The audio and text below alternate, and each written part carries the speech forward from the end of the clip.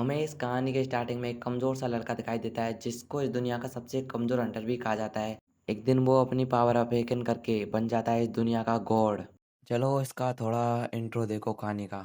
ये कहानी है एक ई रैंक हंटर संग जिनवो की जिसे इस दुनिया का सबसे कमज़ोर हंटर भी कहा जाता है और सभी लोग उसका मजाक उड़ाते हैं, पर वह उनकी बातों पर ध्यान नहीं देता क्योंकि अपने पिता की मौत के बाद वह अकेला ही घर में कमाता है। उसे अपनी माँ के इलाज के लिए पैसे चाहिए होते हैं क्यों जो कि कोमा में है और अपनी बहन को पढ़ाने की जिम्मेदारी भी उसी पे है। इसलिए सबसे कमजोर होने के बाद भी वो रोज अपनी जिंदगी खतरे में डालता है ताकि थोड़े बहुत पैसे कमा सके।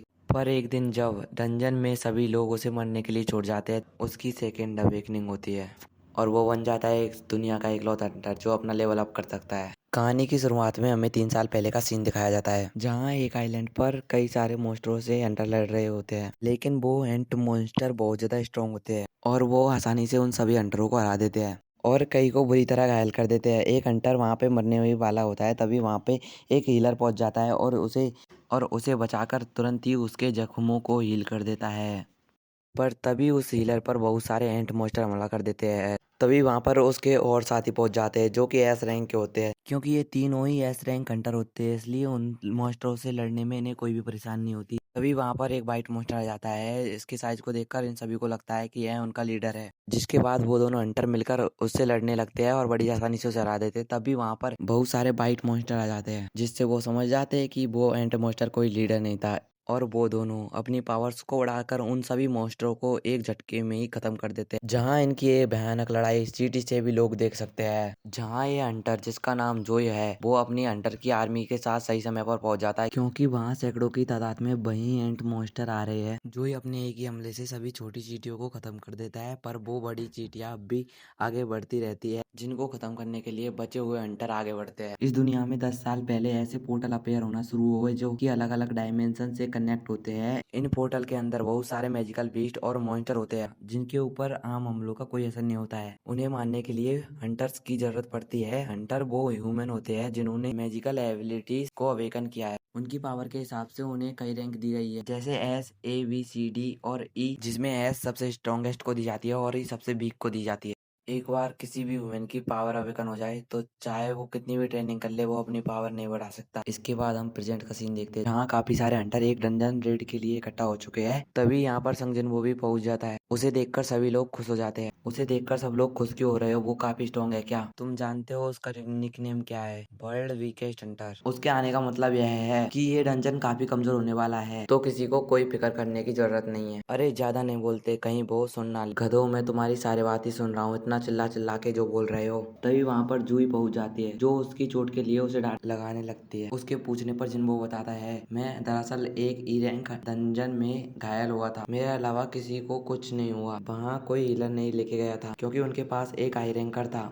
एक हाई रैंकर होने का मतलब यह नहीं कि वो हीलर लेके नहीं जाएंगे। नहीं, कोई बात नहीं, ऐसा इसीलिए हुआ क्योंकि मैं कमजोर हूँ, अब तो मुझे इसकी आदत हो गई है। ये सुनकर जूही कुछ नहीं बोल पाती। आगे सभी लोग रेड पर जाने के लिए तैयार हो जाते हैं, जिनके सामने एक हंटर खड़ा होता है जिसका नाम मिस्टर संग है। वो बताता है कि वो इस पार्टी का लीडर बनना चाहता है। किसी को कोई तकलीफ तो नहीं, क्योंकि वह सबसे स्ट्रॉन्ग था, इसलिए सभी उसके लीडर बनने के लिए मान जाते हैं। इसके बाद सभी लोग डंजन में एक एक करके चले जाते हैं, पर जिन बाहर खड़ा होकर सोच रहा था, ये छोटी सी नाइफ जिसकी मैजिकल एनर्जी बहुत कम है, पर मैं अपनी इनकम से यही अफोर्ड कर सकता हूँ। चलो, कुछ ना होने से तो कुछ होना बेहतर है। और वो भी पोर्टल के अंदर चला जाता है। कुछ देर बाद वो एक मॉन्स्टर को हरा देता है, जिससे उसको एक माना क्रिस्टल मिलता है। मॉन्स्टरों को मारने के बाद उनसे माना क्रिस्टल और जेम गिरते हैं, जिन्हें वो हंटर गिल्ड में देकर काफी पैसे कमाते हैं। इन क्रिस्टल का यूज करके वेपन्स और मैजिकल आइटम बनते हैं जो कि ताकतवर मॉन्स्टरों को हराने में काम आते हैं। मॉन्स्टर जितना ज्यादा स्ट्रॉन्ग होता है, उसकी गिराई हुई उससे बनी मैजिकल आइटम भी उतनी ही कीमती होती है। तभी एक गॉब्लिन जिन्वो के ऊपर हमला कर देता है, जिससे उसकी नाइफ में क्रैक आ जाता है। किसी तरह जिन्वो गॉब्लिन के अटैक को डॉज करके और मौका मिलते ही उसके ऊपर हमला कर देता है, पर उस क्रैक की वजह से उसकी नाइफ टूट जाती है और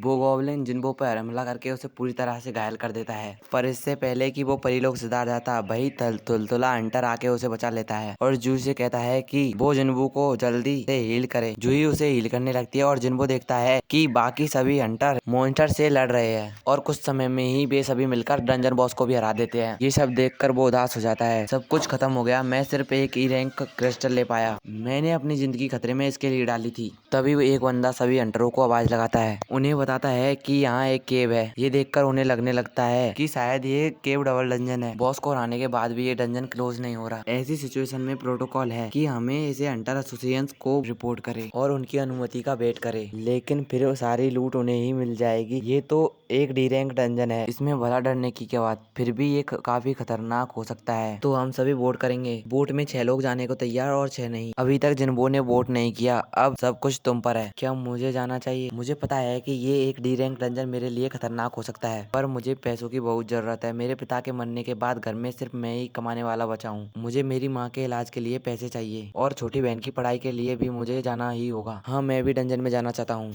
इसके बाद हम एक फैसिलिटी को देखते हैं जहाँ एक ह्यूमन जिन्होंने अभी अभी अपनी पावर अवेकन की है, वो अपनी एबिलिटी चेक कर रहे हैं। उस फैसिलिटी के बाहर जाने के बाद उन्हें कई सारे गिल्ड के लोग उन्हें अपनी गिल्ड में ज्वाइन करने के लिए रिक्वेस्ट करते हैं। उनमें से एक बंदा किसी को फोन लगाता है। एक बी रैंक और 2 सी रैंक हमारे साथ ज्वाइन करने के लिए मान गए हैं। जिसे उसने फोन लगाया था वो मिस्टर जोई था। जेंडर और लेग को दरकिनार करके उन सभी को इंट्रोड्यूस करो जिनमें टैलेंट है। यस सर, आप तो जानते हैं कोई भी हमारी इन से ज्यादा टैलेंटेड नहीं होने वाला। इसके बाद हम शहर का सीन देखते हैं जहाँ पर 2 चोर लड़की का पर्स छीनकर भाग रहे थे, लेकिन तभी उनके सामने जाइन पहुंच जाती। वो आसानी से उन चोरों से उस लड़की का पर्स छीन लेती है, लेकिन जब वो पर्स वापस कर रही थी तभी लोग उसका चेहरा पहचान जाते हैं और उसे चारों तरफ से घेर लेते हैं। भीड़ को देखकर वो एम्बेरस हो जाती है और छलांग लगाकर वहां से भागने लगती है। दूसरी तरफ डंजन में सभी लोग केव के अंदर जा रहे हैं। सॉरी जूही, मेरे वोट की वजह से तुम्हें अंदर आना पड़ा। क्या तुम ठीक हो? ठीक? मैं कैसे ठीक हो सकती हूँ? अगर हमला थोड़ा सा भी ऊपर होता तो तुम मर चुके होते। तुम्हें पता भी है मैंने कितनी मुश्किल से तुम्हें हील किया है। उसकी डांट सुनकर वह समझ जाता है कि वो उस बी रैंक के हंटर की वजह से ही अभी तक जिंदा है और वो फिर से माफी मांगता है। अगर तुम माफी मांगना चाहते हो तो कभी मुझे खाने पे लेके जाना। इधर तो इस बड़वे की भी जीएफ बनने के लिए तैयार है। तभी वे सभी लोग एक बड़े से दरवाजे के सामने पहुंच जाते हैं। इतना बड़ा दरवाजा मिलना कोई आम बात नहीं, लेकिन किम कहता है कि अगर हम यहाँ तक पहुंच गए तो हम खाली हाथ नहीं जाने वाले। वहीं दूसरी तरफ सिटी में जो लोग नए हंटर बने हैं उन्हें हंटर एसोसिएशन के प्रेसिडेंट की वीडियो दिखाई जा रही है। ये पोर्टल इस दुनिया में 10 साल से भी पहले आए थे, लेकिन कई सारी मिस्ट्री है जिन्हें हम नहीं जानते हैं। और अगर आप एक हंटर की तरह सरवाइव करना चाहते हो तो आपको हर वक्त सावधान रहना जरूरी है। चाहे आप कितने भी एक्सपीरियंस्ड क्यों ना हो, आप भी एक ही तरह से सरवाइव कर सकते हैं और वो है हर वक्त सतर्क रहकर। लेकिन इन बड़ुओं को देखकर लगता है ये इन सब बातों को भूल गए हैं और ये इधर घुस जाते हैं। इस वीडियो में सिर्फ इतना ही। अगली वीडियो में सेकंड पार्ट में इसकी रीअवेकनिंग होगी जिसमें ये बन जाएगा द स्ट्रॉन्गेस्ट मैन। उसके लिए भाई 20 कमेंट कर दो यार। भाई मेरा पहला वीडियो है इसलिए भाई सपोर्ट दिखा देना यार। मैंने इस वीडियो के लिए मैंने 17-18 घंटे काम किया है भाई 5-6 दिन में।